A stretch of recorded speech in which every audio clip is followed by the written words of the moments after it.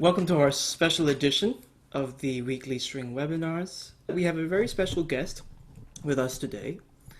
I'm very excited and happy to introduce Natalie Lin Douglas. Natalie is the founder of Kinetic, which is a conductorless, yes, you heard that, right? Conductorless string ensemble. I'm leaving now. We forgive you as well. Conductorless string ensemble based in Houston, Texas. And they just celebrated their 5th anniversary. So congratulations to Kinetic and Natalie. Natalie has plenty of accolades to her name, but perhaps one of the more interesting and exciting piece of news, especially of late, is that beginning this fall, she'll be joining the faculty of the Massachusetts Institute of Technology's Music and Theater Arts as assistant professor. And yes, that is the MIT that you are thinking about. So without further ado, please join me in welcoming Natalie. Hi, Nat. Hey everyone, glad to be here. Jabat also played in Kinetic before he converted to being a conductor. So Yeah, it's a little ironic, isn't it? Having played in a That's conductorless. the dark side. Yeah. Great. So let's get right into some Britain, shall we? Natalie, I understand that, at least at one point in your doctoral research, the music of Britain was a main focus. Would you tell us a little bit about what led you to the music of Britain and subsequently programming a lot of his string rep for Kinetic? So I first got interested in Britten.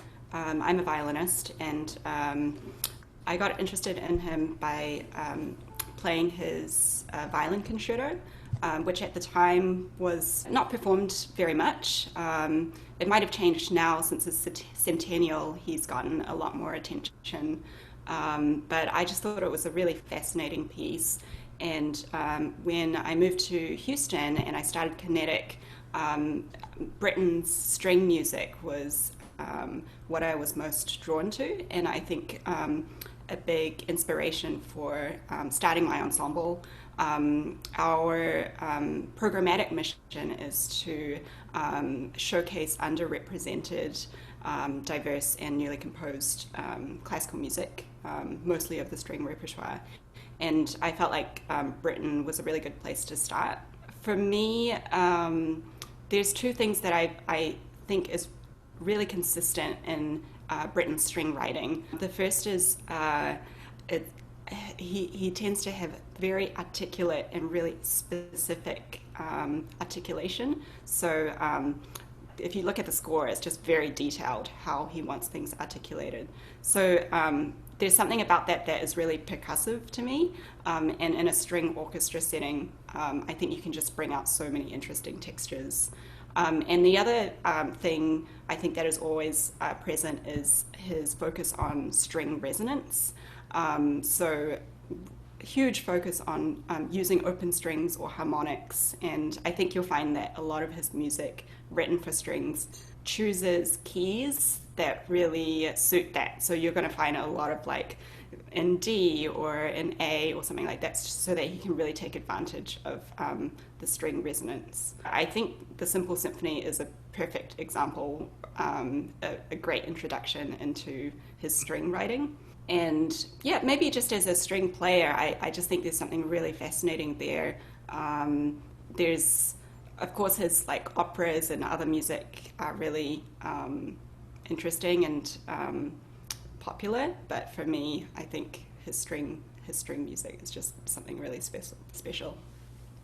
You mentioned that this piece is a good introduction piece into the string rep, and it's interesting that we performed it quite early on in Kinetic's life, I guess. And we performed it quite a lot in various settings, both in a regular concert setting as well as sort of run-out concerts, and even incorporated some non-music majors to play with us as well. So let's get right into the score. What you described about being very specific with the articulation, we see that right off the bat with these bum bum bum bum with a dot on the upbeat and accent on the downbeat, but no dot. So that meaning sort of longer. And we'll see a lot of these specific markings, as Natalie has mentioned, throughout the piece. You mentioned a lot of sort of percussive, very clear articulation, and I think one of the words that I find to be very helpful is bite. You know, really thinking of the connection between the string, between the hair of the bow and the string is sort of biting motion. Yeah, you sort of get the sense when you start looking at Britten's scores that he has a really specific a bowing in mind as well. It's not so much marked here, but later you'll find he's really specific about marking up or down bow. And so here it's pretty obvious that it's sort of an up down, so, you know, with the pickup gesture and then the down bow on the chord, which is I think played, you know, all together instead of sort of a broad rolled chord. So it's just da-da, that sort of rhythm. And I find that a lot of the bowings work really, really well, with some exceptions, of course. For those in the room, you guys know my favorite word, compact stroke. Very typical, you know, with staccato, marcato stroke that really requires economy of bow to get that really energized sound. One thing that I find interesting in this movement, I guess in particular, is that if you take a look at this bar, for instance, one might expect that, you know, there's a phrasing away from the downbeat, but Britten is very specific to actually mark it such that it goes to the middle of the bar in a sort of, I guess, a non-classical manner almost. Lots of articulate strokes, accents, and here this is an example where we see, again, the specificity of his markings from dot to accent and then to noodle. So requires, you know, conscientious thought on the part of the players. Mm-hmm. And I think he's wanting to get that contrast in all these different textures. Like you've got the main melody, I guess the eighth notes that are really, really short staccatos, and then the quarter notes, like where you pointed out with the tenutos. So you've got all these different types of articulation happening at the same time. We get to figure 2, and I'm just going to show, and just as an option here for bowing, we take a look at the seconds, violas, celli. I like to think of this figure as sort of like a rocking gesture, if you will. And I like to play it hooked, so it sort of helps, I think, for the music to be thought of in bigger units, if you will, almost as if it's in one. And if you take a look at the melody, it clearly, you know, goes from bar to bar, sort of a swinging sort of feel. Oh yeah, here's our interesting bracket marking, and we'll see this also in other pieces, I believe, of Britten. Really just to indicate a bowing. So I think, yeah, you do see this occasionally in Britten's music. It's just an indication that he wants that whole measure to be up bow, but I think he didn't want to write a slur marking so that we don't actually play it legato. So it's just, yeah, like, so 2 ups there. Right. Since you have your violin up, Nat, would you show us this little gesture here? And the reason I wanted to highlight this is, you know, this ends on a harmonic, and with this decrescendo, but with this ascending motion, it's quite a special. Yeah, I can't actually remember if the harmonic is printed or not, but it's just something that we've always done. Yeah, it looks like Maybe it's it is actually been printed. added. Yeah, I don't know. but because it has that diminuendo, we've always played it sort of a 4/4 slide. And you get that nice glissando and sort of retreat in the sound, which is nice. This piece also, especially this movement, has plenty of opportunities for the second violins and violas to lead. And this is one area where all of a sudden, you know, the first violins have the ti-da-dum-da, and then it's taken over by the seconds violas. So really engaging them helps to keep the interest, if you will, of the phrase going. I gotta throw in my balance notes sometimes, people. It's probably because I'm a violist as well. But 4 before figure 4, we have this diminuendo from all sections except the violas, and I really think that this has to be very quick. You know, he writes an accent. I think it should almost be thought of as a, well, not quite, but maybe as a forte mezzo piano maybe.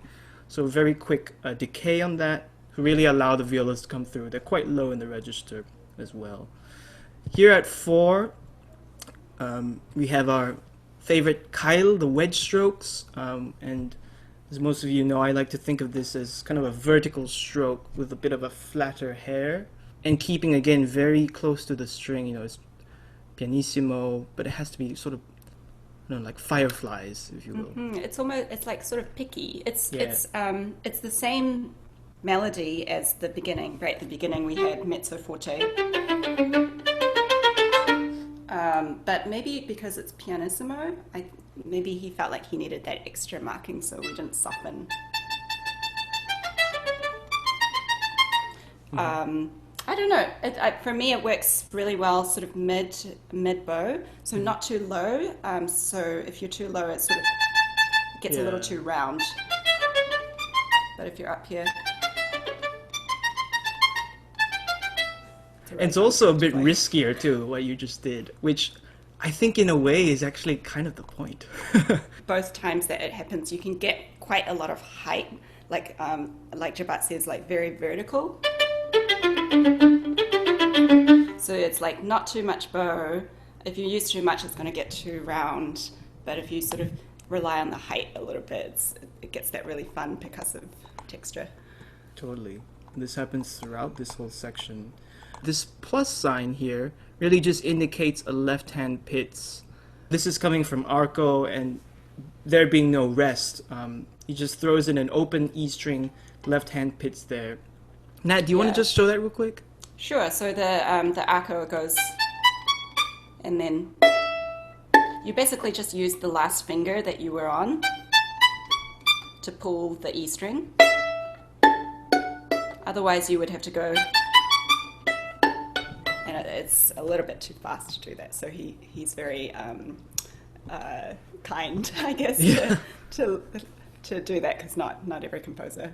Right, and it helps that he writes. Yeah, it helps he writes mezzo forte as well, because that open E string is going to be very brittle, so it pops out well. Really bright. Yeah, it's perfect. And at figure 5, we see these whole notes with accents on them being passed around first, violas, and then celli. So this is where. You know, those of you who know my terminology, I guess, I like to use this word drift, and in a similar way, it's sort of like a bell tone. I think that you mentioned this before, where there's a good articulation to the front of each note, but I don't quite stay in the string. I kind of let the bow just drift across the string. Yeah, without any sort of weight into it. Right. It's just the follow. So it's sort of. Yeah, exactly. Mm-hmm. That helps with balance too, I think. This is an interesting spot where, you know, as you mentioned before, Natalie, he's so specific about what he writes. You know, he's got slurs and then dots, and then he writes tan tan tan. We're seeing all these eighth notes still with dots, but then as it gets louder, approaching 7 here, he starts to omit the dots, and I think this is where it starts to get to be an on the string stroke. First introduced by the violas and then passed on to the celli. This big moment with the allargando, when we get to these half notes, great opportunity to just really slow the bow down, really staying in the string, and then launching us into the animato at 8. Again, we have the seconds and violas really leading the charge. And even though he writes fortissimo sonore, which yes, of course, indicates really being in the string and getting good resonance, I do also feel, because the music is sort of in flight, if you will, the bow should be fluid enough so that it really kind of propels the sound forward, if you will. So not too stuck in the string. This is an important moment for the seconds and violas, because they're really leading the animato. It's tricky because right before that we had a big allegando. So for us anyway, when we don't play, since we don't play with a conductor, the seconds and violas really have to know, okay, it's up to us to lead the animato, otherwise it's not going to happen. Right. And I think one thing you mentioned before, Nat, as well, the fact that everyone else, really, the first violins, cello, basses, are just constantly going bum bum, bum bum, AD, AD, AD throughout this whole section. That's quite interesting the way he's done that. Yeah, and it is. It first appears at the very beginning of the movement, right? Dum bum, Right. bum bum. So he's sort of riffing off that. When the second violas have the eighth notes, this should really be thought of as sort of a heavy brush stroke. Da da da da da da da da da. Really quite scrubby. That's another word we like to use too. And we get back into the return just towards the end here. Last thing I wanted to mention, yeah. So we have these very specific bowings and articulations, and especially in quiet dynamic, it can be quite challenging. And it really requires being very concise, very compact as always. Yeah, it's quite delicate at the end here. And again, it's that same motive that was at the beginning of the piece, where it was first forte or fortissimo. And so here, the fact that he wants that tenuto on the downbeat is quite interesting. But then he finishes with these two up bows. Really short. Yeah, so, sort of just disappearing into the ether. And here is an example of just really micromanaged bowing indications, right? So he really wants that ending to be up. So, right. So disappearing instead of the heaviness of the up down, maybe. Now we're in the second movement. We're just going to talk about a few general things with this movement. First thing I wanted to mention is, well, actually, something I didn't annotate in here is that this, of course, will be done with bows down. Most players will pitch with just one finger, but sometimes you'll see people doing with the second and, well, the index and the middle finger. Sometimes people feel it gives them more agility. I'm not so sure if I'm a fan of that. I used to play bass guitar, so I get it. But in this case, I do think that, for me at least, like if I were to use two fingers, it might, I have to like choose in the moment, like which two are, unless I just alternate, but that creates another, coordination issue. Anyway, I'm just getting too neurotic about it. But just to give you an idea that some people do opt to use both fingers. You'll also see maybe two different styles of pizzicato. So some people like to anchor their thumb on the corner, and it's sort of, it just gives you an anchor so that you don't get lost. And then some people like to freestyle, I guess, which is what I like to do, because I sort of just use a really straight finger for something so fast. And I'm not really sort of, curving my finger at all. So yeah, two different styles. As a conductor, is there any reason for us to get involved in that, or is that just purely for the player to work out? I don't imagine so. I guess just that, people will pick different things, and it doesn't necessarily have to be uniform. I don't know, Jabat, if you think differently. I think pizzicato, especially in this scenario where, it's basically fully pizzicato, is really very individual. I think each person has their own comfort. This movement is quite exhausting. Yeah. So if you rehearse it a lot as well, people will start fatiguing. So I think for something this fast, it's like whatever works, just do that. Yeah. One interesting thing I wanted to mention is this crescendo that he marks towards the end of each bar. So one might expect, especially for balance and for the sake of showing this canon, to actually phrase away from that to allow the next voice in. But on the contrary, Britten writes actually going all the way to the end of that little phraselet. Just wanted to highlight another sort of peculiar marking, if you will. We've talked a lot about pizzicato, because of the percussive nature, because of how immediate the sound is, that it's imperative that the players are very aware of the pulse and staying very steady. This is a moment right here where it can get a little, shaky just because of the passing around of this. So just to, again, really have them very, very solid. This is really unusual, like the fact that he has tenuto markings on the pizzicato. Mm-hmm. Generally, it's hard to get much articulation when you're pizzing, because everything you're doing is just like you're just plucking the string. But I wonder if he wrote these tenutos so that we don't accent them too much. Like maybe it needs to be a little rounder resonance instead of like an attack or something like that. Yeah, and we have talked a little bit about that too, this idea of like a horizontal motion. And we'll see a little bit of that later as well, I think in the third movement. And speaking of keeping the tempo, this is another moment, both because of this passing around between violins and also because of this dim. Getting softer doesn't mean getting slower. The trio. So here we have these 3-note chords in the violas and celli, and this really just, it's sort of like a swashbuckling moment, isn't it? It's just very, very proud, unapologetic. And here, Nat, if you want to demonstrate this, I think at least that this pizzicati and the violin should really be using the fleshier part of the finger. Mm-hmm. And I like to use open strings wherever. In Britain, all over the place, but here as well.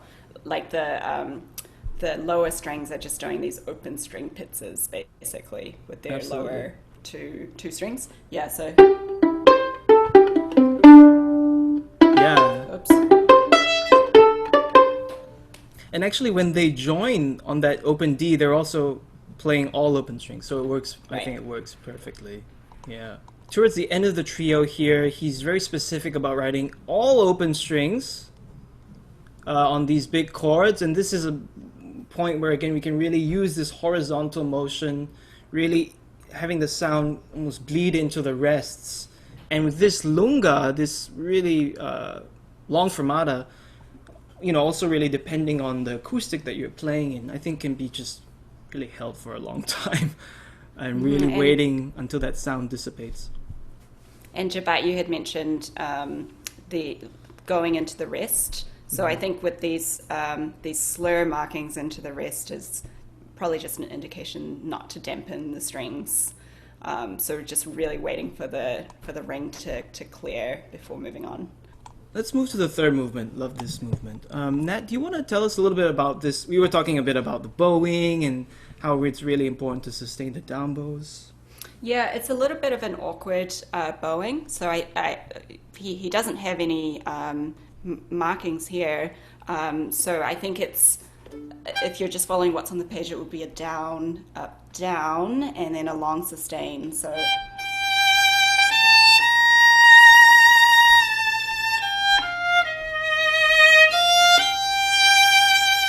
Which is kind of nice because you end up at the tip, at the diminuendo.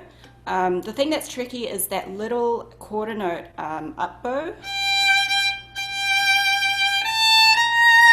I think if you get some maybe less advanced players, you might get an accent because they're trying to get to the frog before that really long bow.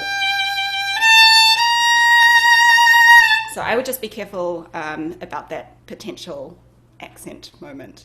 And I think a couple extra elements to that is that, because when we get towards the tip being weaker than the frog, there's this extra effort that needs to be, sinking in more to the string as you approach the tip. And also the bow speed.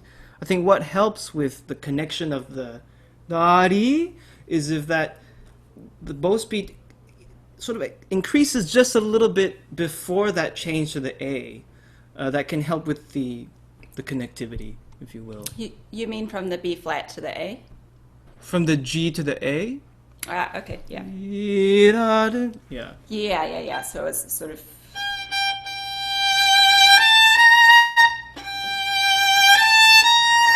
something like that. Yeah, absolutely. This movement, I have experimented with other bowings. and it's definitely possible. It just takes a little bit of puzzling to make sure the ups and downs all work. But one other bowing that I have tried is starting on an up bow with a hook. So up, up, down.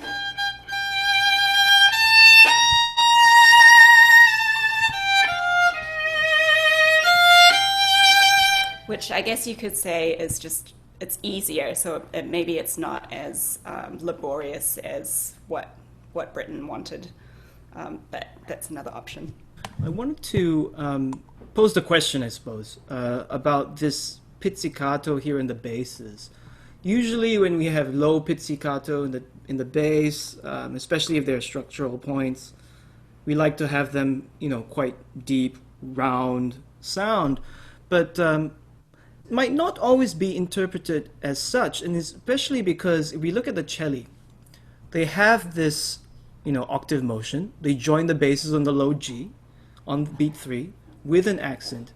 So that might perhaps provoke the basses to actually have more of a sharper attack on that pitch each time. Just something I thought, would be an interesting interpretive question, I guess. Mm-hmm. It's also kind of a jazzy thing, like an upright bass sort of pizzicato thing. And I think because everything else is quite washy in the other in the melody and other instruments, I think it helps with the sense of pulse that every time the third beat comes around, there's just this really precise pizzicato articulation there. Yeah, I like the idea of, mixing between the really legato and that. Here we have a great opportunity, the bar before 1, to sort of transform this color. We've been mostly forte, so the idea perhaps that, going closer towards the fingerboard, lighter bow arm, and we're piano for about 8 measures or so, and then pianissimo later on. So really finding these different degrees, I guess, of transparency, how real the sound is, how transparent. And just where you had pointed to with the diminuendo, it's a really great moment to explore contact point. So if you want to do a little bit of drifting over to the fingerboard, and then definitely by the pianissimo, I think you want to be over the fingerboard for this.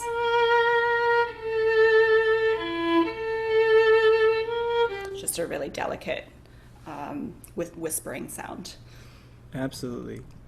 And then with this molto crescendo, sort of bit by bit getting deeper into the string, sort of getting to a more real sound, if you will. Here he writes for the seconds in violas this marcato, and with quarter note, quarter, so really quite emphatic, with crescendo, so each one sort of having more and more bow.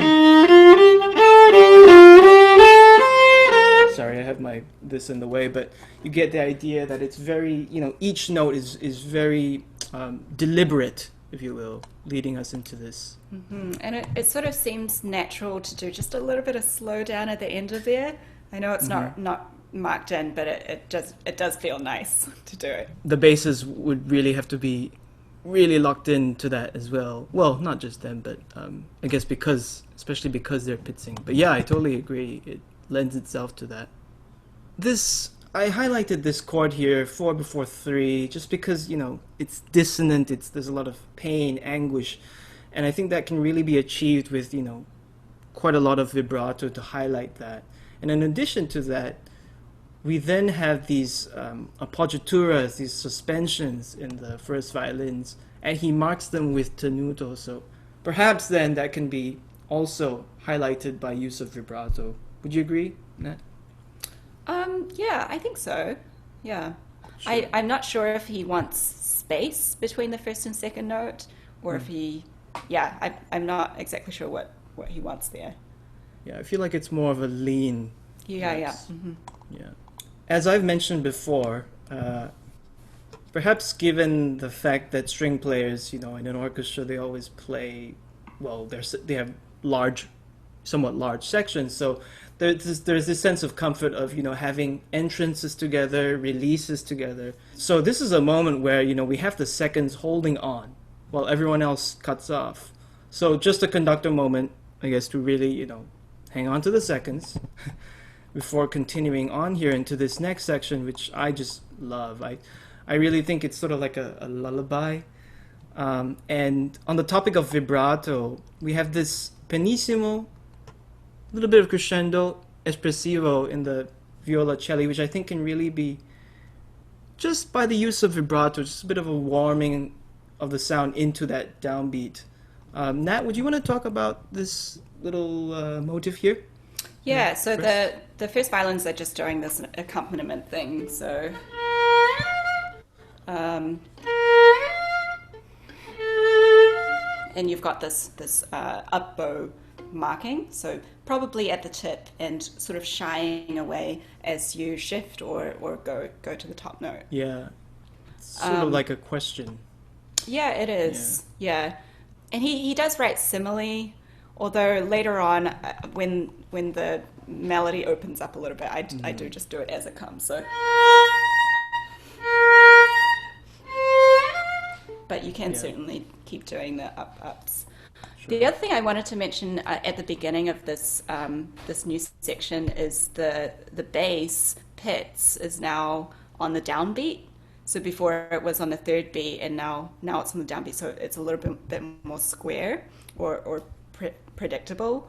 But that first Pitts, I think, is really important because the melody isn't changing notes. The violas and cellos are just holding. And this is like a classic moment of confusion with the conductorless ensemble. It's like, where's the first beat? Like nobody knows where to come in. That's true. So yeah, I would say just making sure the bass is really on time and putting that downbeat. Really communicating, communicating with everyone. You know, if it's conducted too, I think it's absolutely essential that we get to them too, to really acknowledge that. Just helps lock everything in. So here at 4, this is this idea of this sort of horizontal pitch, almost thinking melodically, if you will. So rather than kind of note by note, a little bit more, it's really thought of as just one gesture. I think it really fits the character and everything else that's going on.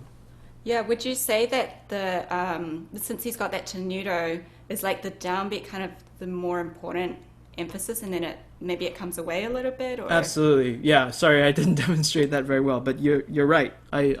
Yes, I totally agree with that. Maybe not with time. I know you didn't mention with tempo, but yeah, just a little bit of a deeper downbeat each time. We have this return of the beginning of the third movement here at 5, and he writes specifically sostenuto and the violas, but really I think it applies to all the other sections as well. Just this idea of the slow bow really into the string. Quick balance note here, 5 after 5, just getting out of the way for the cello bass to really, begin their ascent from this low A up. All sort of the same ideas. Here we have a non divisi moment for this big chord, which I think works very well. And then our first unison moment at 6. Yeah. Which is just big and heavy. Yeah. And, given we have the violins starting out on low Gs, open strings, the violas who could play this open or fingered on the C string, I would say then to just follow what the violins are doing so that we can really match the color of these open G strings. Yum ba da da da da da. This really, I think, very much on the string. Scrubby again. Here at 8, we have this moment where I think this is the first, perhaps the only time he writes tenoramente in this piece. And the idea that, he has these tenuto marks on each of the half notes, but with a slur over. Any kind of separation between the notes, is done in the bow arm, but the vibrato should keep going to sort of keep the sound spinning, which is another phrase I like to use a lot. So the bow doesn't necessarily stop, right? So it's sort of, you're just using sort of the pressure or the weight of the bow.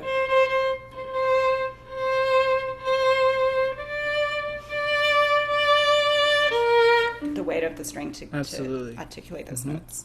Here, on this quasi-arrival, I guess, if you will, on beat 3, He writes tenuto, so sometimes it's stretched out a little bit. But the idea is that, because we have to get from forte accent to pianissimo in one beat, this instant release in the right arm to sort of, naturally transition into this next phrase. And what really helps to re-establish tempo here is the pizzicati in the cello. So that's the beautiful third movement. Natalie, you mentioned about open strings a lot. And here we have this moment at the beginning of the fourth movement where I think a lot of open strings should be utilized. Partly, especially because the violins have to play those on an open string. Right, yeah, it's just an open fifth, really, G, D, G, D. Yeah. So it's super resonant. And then when we get to the fermata, you're just ringing out. So you're going to get that ring. I think we have experimented with maybe the low strings dampening their strings. I don't remember, but I think certainly for the violins, it's no problem just letting those rings ring. I was just going to mention this little comma that I annotated here, just to give a bit of delineation between bum bum to really highlight this octave G motion. Yeah, and it's probably, I would say it's probably necessary for a retake. So if I just play from the beginning, so I'm pretty high up at the tip by the end of that tenuto, and it would be a little awkward to try and do it right there. So retake and then an up down right at the frog. I agree. It's probably good. And I think especially also for cello bass, because they love the frog, and it works much better I think for them too at the frog. Yeah, for sure. Yeah, so it's a very quick retake. And I think because the G it's not an open string here, but it's such a resonant note on a string instrument. Like you don't really notice the gap in the sound at all. That's true. Given the tempo of this movement, I think whenever we have accents, it should really just be a quick sting, sort of a bow speed, maybe a bit of a wiggle in the vibrato to highlight that. And here again we have this very specific tenuto mark all of a sudden on that note. Also interesting to note that it's G, F sharp, F. Mm-hmm. So yeah, he's very specific about that. Yeah, almost like a blues note. Mm-hmm. Yeah, I think so. You've got.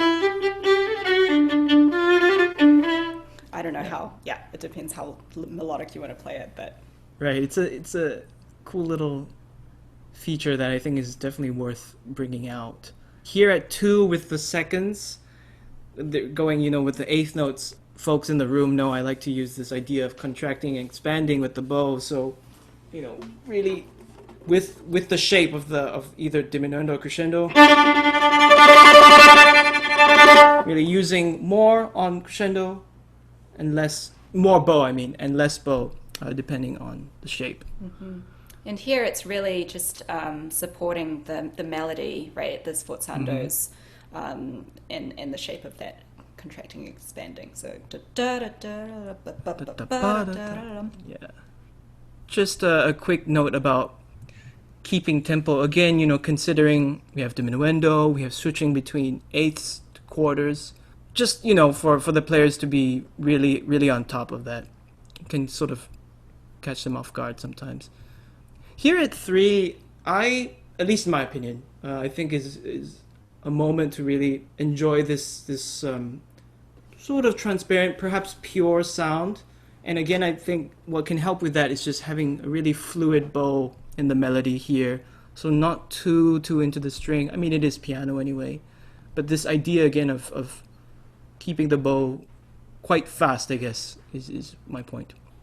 Here at 5, on these bom bom ba dim bim, just good front to the note each time. It's quite low, of course, in the cello bass. Yeah, this whole section really is all about balancing to the main voice and such. Yeah, so right here, this is somewhere after 9, I believe.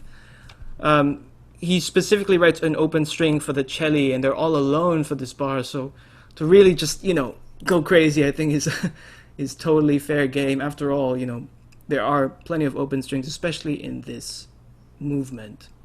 And something I just noticed is that all of this, there's always consistent 16th notes the whole time. Is it 16ths or? Yeah. Is it 16ths eighths? or eighths? Like Eights, sorry. Yeah. Yeah. So I think that cello spot is important because it's only the cellos carrying the 8 notes over. Right. And then as we go on to the next section, you've still got that presence of that rhythm, that underlying rhythm the whole time. Do you want to talk about this quick ad libitum part? Yeah. So it's ad lib, which I guess means if you don't have an advanced group, they can just double the second violins that are down an octave. But I would definitely have the second violins play up, so that the first violins can hide their intonation issues. Yeah, because if you can see, it goes pretty high at the very end here. High D. And this moment right here, I just have to mention it. This, at the height of this phrase and the transition into the next, the seconds viol, again, it's about the seconds violas, have this moment in the middle of the bar where they can really feel like they grab that and they continue. It's a great little transitionary moment. And here we have these 2 ups, now with the accents, so, sort of indicating heavy up bows. This stringendo goes for a while. I personally find that in this moment it's good to sort of use this quarter note with sforzano as sort of a point at which we keep propelling forward. So sort of maybe playing it a little bit early each time to kind of keep pushing the tempo. We're just into the last bit here, and really just again with the idea of the open strings. And just wanted to highlight right here at the end, for the violins, he writes this, it's a written out double stop on the same note, so really indicating fingered on one string and then open on the other. Nat, do you want to just quickly show that? Yeah, so you've got the open string D, and then on the G string. So,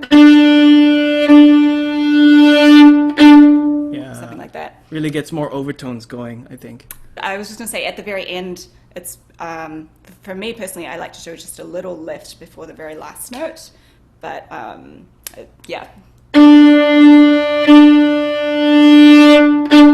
sort of gives the last note something nice and clean.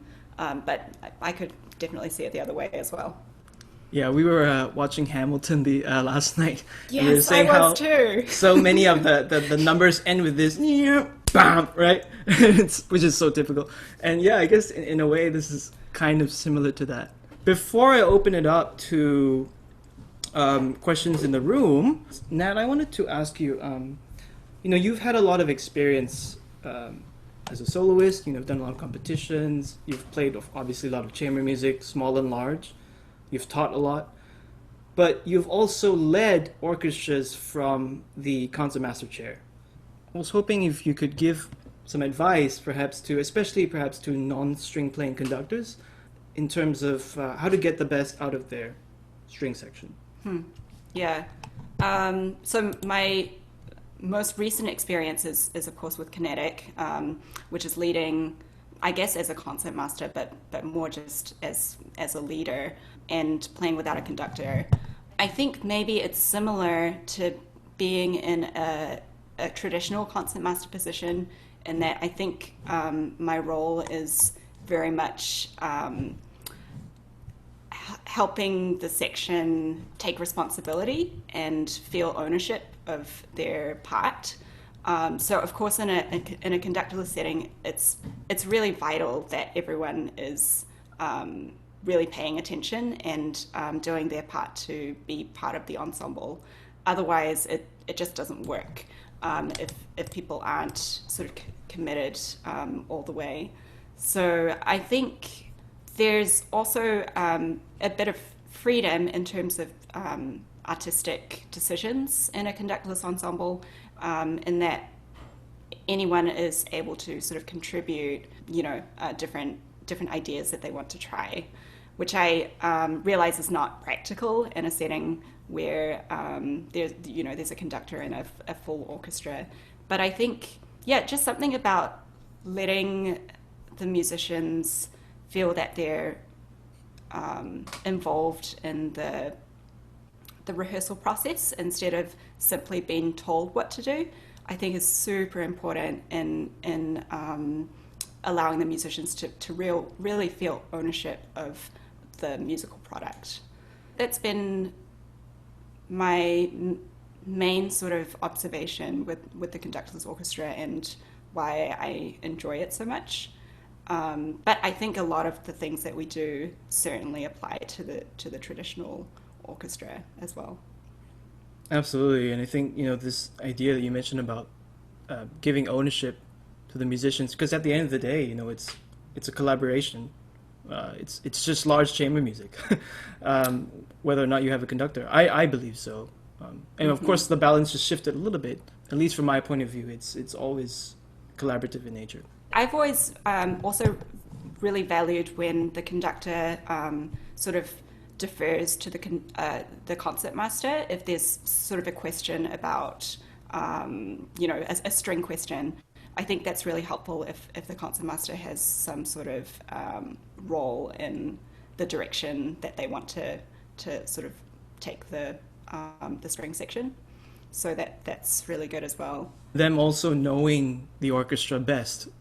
Well, in some cases, I guess that's when you have a guest conductor, then obviously the concertmaster would have a better idea of how that orchestra works. Does anyone have any questions, please, from the room?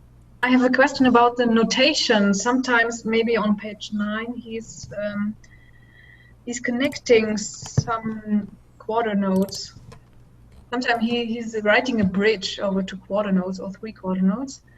What does it mean? Is it the same bowing or? Yeah, I think you're talking about the bracket over the second violins and violas. Yep. Yeah, so that just means two up bows, or Okay. 2 of the same bow. Okay. So that's going to be. Okay. It's a marking that I've only seen in Britain, but I think the reason why he doesn't write just a normal slur is because he doesn't want maybe the risk of us playing it too legato. Yeah, I was going to say, I think that just the way that the bracket just, it's more angular. I think that is, psychologically kind of provides that, yeah, like you say, not too legato. No, I just have a question in general as a non-string conductor. Are there any things that's or just conductors in general say that tick you off? Like, are there things like, oh, I wish this person wouldn't say this. Like, you're not a string person. Like, just don't say that and let us do it. Or, like in general. I can't think of any specifics right now, but I have to say, like when I've been in the situation of being in an orchestra and maybe somebody's auditioning as a conductor, it is fairly obvious if somebody doesn't know what they're talking about as far as a string technique. That doesn't necessarily mean that if you're not a string player, you can't be really proficient in string technique or how the instrument works. But I would say, just if you are talking specifically about a technique that you want to hear, that you know how it works. Would it be right to say don't pretend to know more than you know? Would that be exactly. Yeah, pretty simple, really. But the violin is just such a physical instrument, or all string instruments are so physical. So I guess if you just imagine how it might work in your hands, how does it feel if you do it down, or can you actually do whatever in this moment? I think that would be helpful. This phrase that I've been hearing a lot, you don't know what you don't know. I remind myself, I tell myself that a lot. So as much as we're all trying to gain more experience and knowledge about things, we have to accept where we are at any given time with a certain issue. Isabel, did you have a question? I did have a question. My question was just about the sort of origins of the piece. And we know that composers we can't trust them always to be truthful about something, especially when it's showing them off as a child prodigy. So this is just a very general question. How far do we believe that this is from Britten's childhood sketches? Do those sketches exist at all? Is there any kind of manuscript material? Just all that sort of question, really. Yeah, great question. I don't know the answer to that. I mean, I know that he wrote this piece later in his life, so it's I suppose a guess as to what fragments or what sketches made its way into the piece. But there's such extensive sort of documentation and archives in England that I'm sure they're out there. If I'm just guessing or hypothesizing, just the spirit of the piece is so childlike in a way. It's just really, I mean, the titles like Boisterous Bourree. So there is that element of play that, if I were to guess, is maybe a recollection or like a nostalgia or something to childhood. I have a few questions about the sound. Just now I saw a page, there are 2 crotchets with dots and a slur. So what sound is that? And then the other is also about the sound. I always hear about open string, and I thought open string is you don't press anything on the string, that's called open string, but it's not, right? I think that's right. Yeah. So if you're not using any fingers, you're just it's just what the string is. So if it's an A and I don't have any fingers down, it's going to sound an A.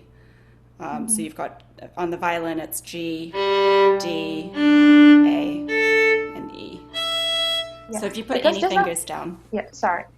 Yeah, just now I saw you play a pizzicato part, and then you mentioned that it's an open string.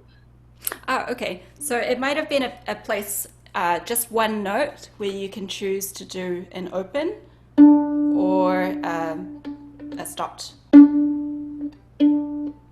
Right. So not all the notes in the pizzicato, just one of those notes. And one last question. For the last movement, you say lift. Do you mean lift the bow to have a clean sound? At the very end, Yeah. yeah. The fourth one. So at the end, I just lift a little bit before the last note. I suppose it's just a taste thing, but because I'm playing an open string, it's so resonant that I can afford to lift the bow and not have a huge silence in the sound.